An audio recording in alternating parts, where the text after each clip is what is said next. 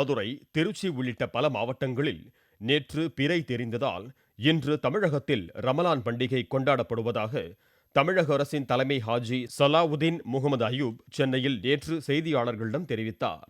இதனால் இன்று தமிழகம் முழுவதும் ரமலான் பண்டிகை உற்சாகமாக கொண்டாடப்படுகிறது.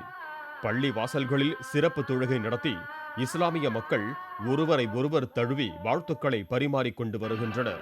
அல்லாஹ் அல்லாஹ் அல்லாஹ் அல்லாஹ், நீ இல்லாத இடமே இல்லை, நீதானே உலகின் எல்லை, அல்லாஹ் அல்லாஹ்.